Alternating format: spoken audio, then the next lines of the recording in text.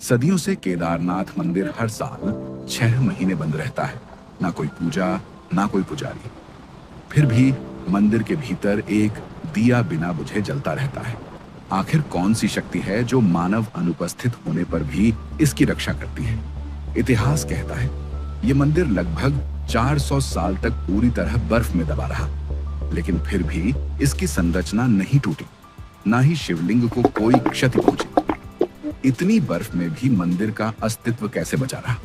विज्ञान भी अब इसके भूगर्भीय स्थान को एक प्राकृतिक सुरक्षा कवच मानता है, जहां चारों तरफ ऊंचे पर्वत, ग्लेशियर और चट्टानें इस मंदिर को ढाल की तरह बचाती हैं। 2013 में जब पूरी केदारनाथ घाटी तबाह हो गई थी, तब भी मंदिर के पीछे एक विशाल शिला, जिसे आज भीमशिला कहा जाता है, अचानक आकर मंदिर को पूरी बाढ़ से बचा गया। क्या यह संयोग था? और याद रखिए, यही वो स्थान है जहां पांडवों ने अपने पापों का प्रायश्चित करने के लिए भगवान शिव की खोज की थी, और शिव ने बैल का रूप लेकर खुद को यहां छिपा लिया था। तभी तो इसे केदार कहा गया, जो शिव का रहस्यमय रूप है। तो सवाल यह है, क्या यह सिर्फ पत्थरों से बना मंदिर है, या फिर कोई ऐसा आध्यात्मिक ऊर्जा केंद्र जिसे न विज्ञान पूरी तरह समझ पाया है, न ही इतिहास? तो चलिए जानते हैं वो अद्भुत रहस्य जो केदारनाथ को पहाड़ों के बीच छिपा एक दिव्य रहस्य लोक बनाते हैं।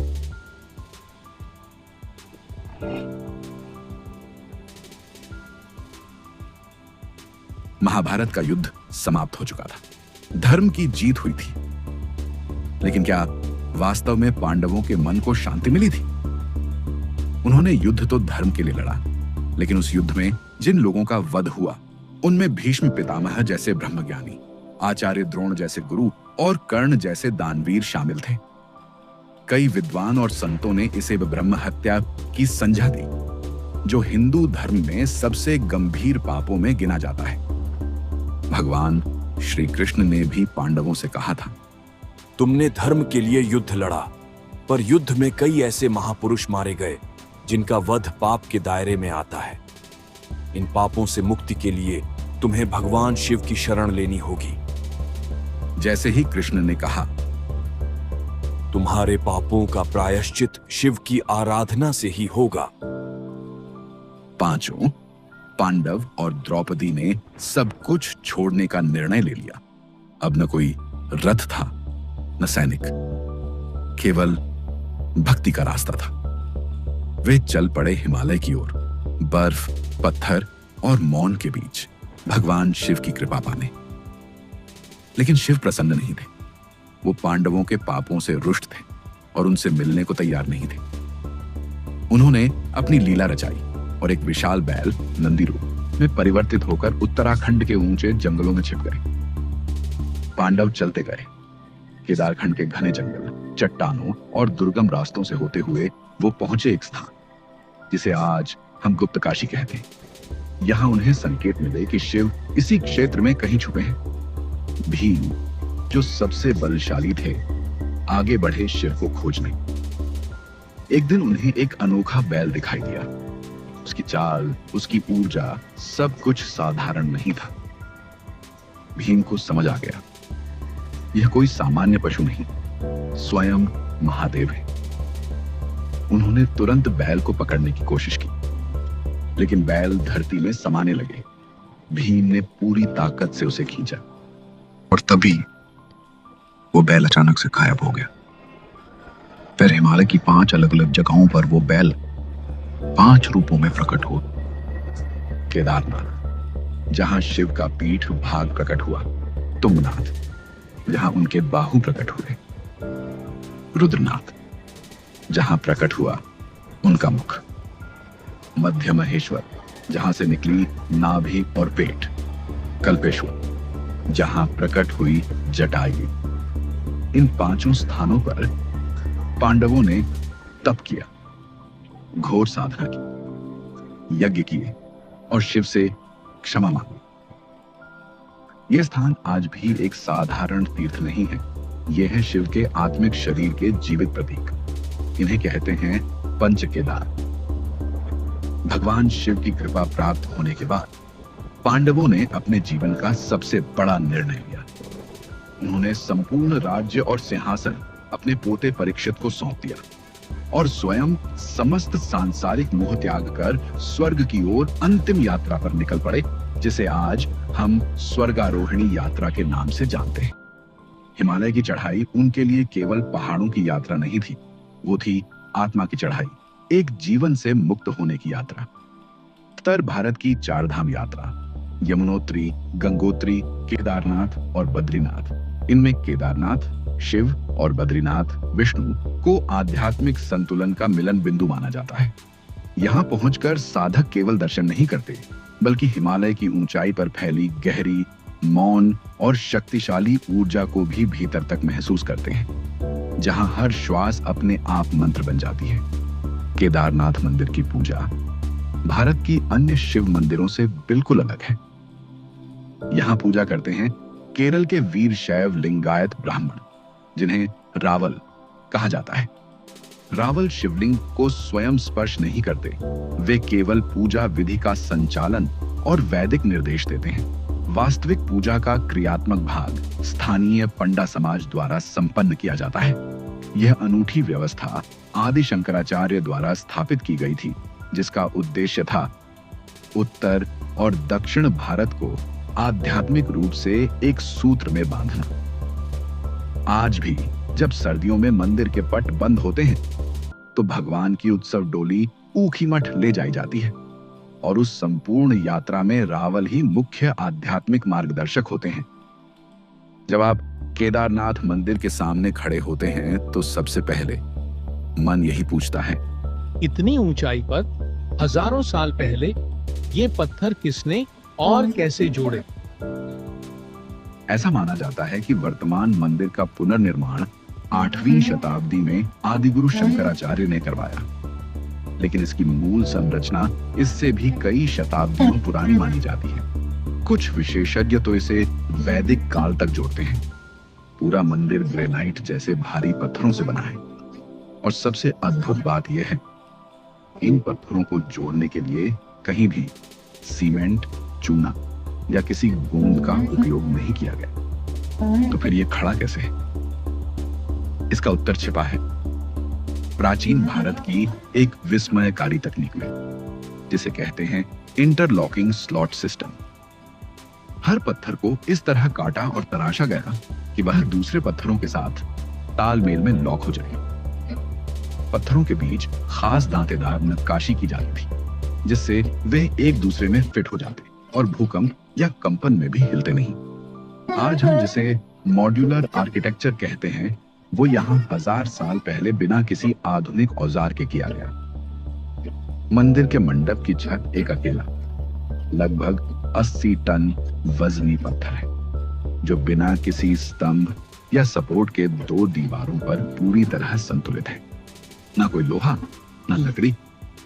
फिर भी ये छत सदियों से वहीं टिकी है। भूकंप, बर्फबारी, बारिश, कुछ भी इसे हिला नहीं पाया। आधुनिक आर्किटेक्ट भी इसे देखकर चौंक जाते हैं, क्योंकि इतना भारी पत्थर बिना मशीनरी के कैसे ऊपर रखा गया हो। कुछ मानते हैं कि इसे खास रिवर्स स्लोप पुलिंग टेक्निक से खिसकाकर ऊपर लाया गया हो, लेकिन प्रमाण आज भी रहस्य बने हुए हैं। मंदिर की स्थापत्य विशेषताएं। मंदिर की ऊंचाई लगभग 75 फीट है। इसकी दीवारें लगभग 12 फीट मोटी हैं, जो दोहरी परतों में बनी हैं, अंदरूनी और बाहरी। पत्थरों की परतों के बीच हवा और जल निकासी के लिए छिद्र बनाए गए हैं, जिससे अंदर की नमी बाहर निकल सके। मंदिर की दिशा और बनावट खगोल शास्त्र के अनुसार तय की गई है, जिससे सूर्योदय की पहली किरण सीधे गर्भगृह में शिवलिंग पर पड़े। मंदिर का गर्भगृह आज भी वैसा ही है जैसा प्राचीन काल में था।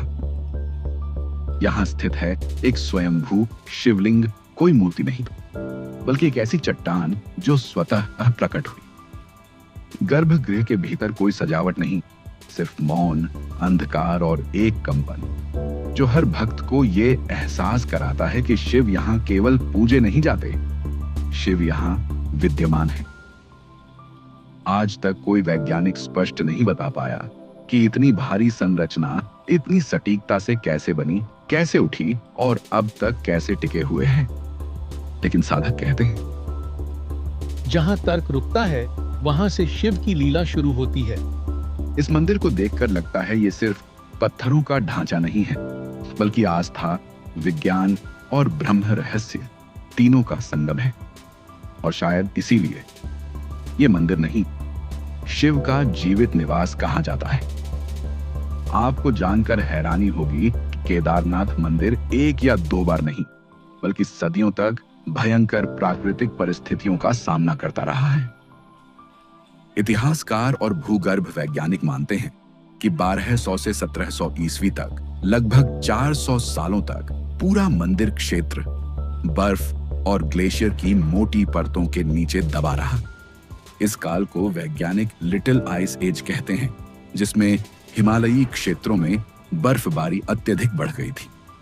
लेकिन चौंकाने वाली बात यह है कि इस बर्फ के नीचे दबे रहने के बावजूद न मंदिर की संरचना टूटी, न शिवलिंग हिला।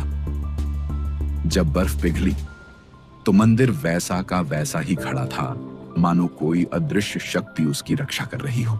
और फिर आया 2013, विनाश किया। 16 और 17 जून 2013 ये वो तारीखें हैं जब इतिहास फिर से कांप गया। तेज बादल फटने से मंदाकिनी और सरस्वती नदियां उफान पर आ गईं। पहाड़ टूटे, रास्ते बह गए, हजारों लोग देखते ही देखते लापता हो गए। पूरा केदारनाथ शहर तबाह हो गया। भक्तों के आश्रय, धर्मशालाएं, दुकानों की कतारें, सब कुछ बर्बाद हो गया। जब अगली सुबह हेलीकॉप्टर से सेना के जवान पहुंचे तो उन्होंने जो देखा वह चमत्कार से कम नहीं था। बाढ़ की लहरें पूरे वेग से मंदिर की ओर आई थीं, लेकिन मंदिर के ठीक पीछे से एक विशाल चट्टान फिसल कर आ गई। इस चट्टान ने पानी और मलबे को मंदिर की दीवार से टकराने नहीं दिया, बल्कि बहाव को दो तरफ मोड़ दिया। इस पत्थर को आज भीमशिला कहा जाता है। कोई कहता है यह प्राकृतिक संयोग था, लेकिन श्रद्धालु कहते हैं यह भीम की आत्मा थी, जो शिव के धाम की रक्षा के लिए आई। इस घटना के बाद वैज्ञानिकों ने भी स्वीकार किया कि यदि वह चट्टान कुछ मीटर इधर उधर होती तो मंदिर भी पूरी तरह नष्ट हो सकता था।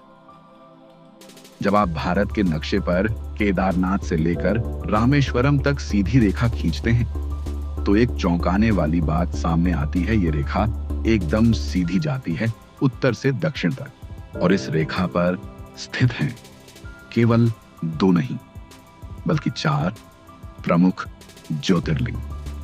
केदारनाथ उत्तराखंड, महाकालेश्वर उज्जैन मध्य प्रदेश, ओंकारेश्वर नर्मदा तट मध्य प्रदेश, रामेश्वरम तमिलनाडु।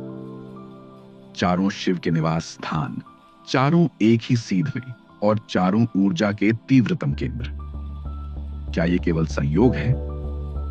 प्राचीन भारतीय आर्ष और आधुनिक ऊर्जा शोधकर्ता इस सीधी रेखा को कहते हैं ले लाइन, यानी ऊर्जा की अदृश्य धुरी।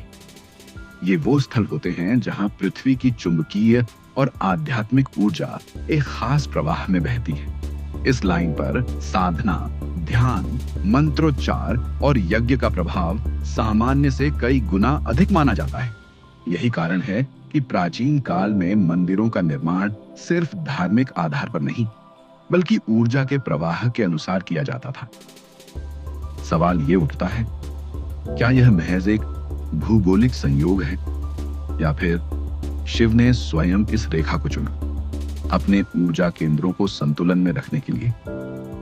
पांडवों द्वारा स्थापित केदारनाथ, राजाओं द्वारा प्रतिष्ठित महाकाल, नर्मदा के संगीत में बसे ओंकारेश्वर और श्री राम द्वारा पूजित रामेश्वरम, क्या ये सभी तीर्थ एक महान ऊर्जा ग्रिड का हिस्सा है? हर साल जब मई का महीना आता है, हिमालय की बर्फ पिघलने लगती है।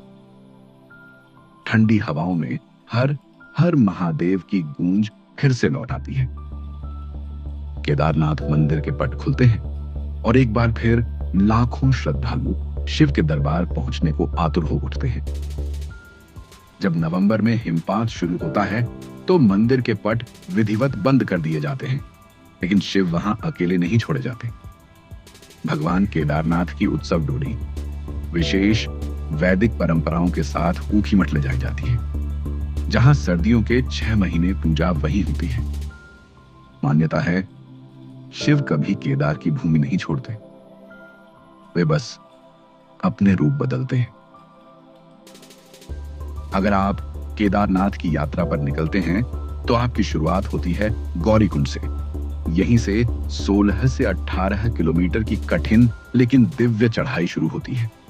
मार्ग में पड़ते हैं जंगल, चट्टी, हरे घने वृक्षों और ठंडी हवा से भरा पहला विश्राम स्थल भैरव घाटी, जहां से घाटी का विस्तार और शिव की शक्ति महसूस होती है। लिंचोली, यहां से हिमालयी चोटियां नजदीक आने लगती हैं। और अंत में केदारनाथ धाम, जहां शिव की मौन उपस्थिति हर कण में महसूस होती है। आज केदारनाथ यात्रा पहले जैसी कठिन नहीं रही। सरकार और सेवाओं ने यहां हेलीपैड बनाए हैं। हेलीकॉप्टर सेवा, घोड़े, खच्चर, पालकी, मेडिकल कैंप, सुरक्षा चौकियां और भोजनालय भी हैं। लेकिन फिर भी असली श्रद्धा वहां महसूस होती है, जहां लोग अपने पैरों से हर चढ़ाई पर हर हर महादेव गूंजते हुए आगे बढ़ते हैं। कई यात्री आंधी, बारिश, ऑक्सीजन की कमी और पैर छिल जाने के बाद भी मुस्कुराते हुए कहते हैं, बस शिव तक पहुंच जाए तो थकान भी वरदान लगेगी। तो दोस्तों, ये थी केदारनाथ मंदिर की वो कहानी जो सिर्फ इतिहास नहीं, बल्कि श्रद्धा, विज्ञान और चमत्कार का संगम है। अगर आपको ये वीडियो पसंद आई हो तो लाइक जरूर करें और ऐसी ही रहस्यमयी और दिव्य यात्राओं के लिए हमारे चैनल को सब्सक्राइब करना ना भूलें। और अब कमेंट्स में हमें जरूर बताइए, आप अगली बार किस मंदिर या तीर्थ स्थल की रहस्यमयी कथा जानना चाहेंगे। आपके सुझाव हमारे लिए आशीर्वाद जैसे हैं। हम फिर मिलेंगे एक नई आध्यात्मिक यात्रा में। तब तक के लिए हर हर महादेव।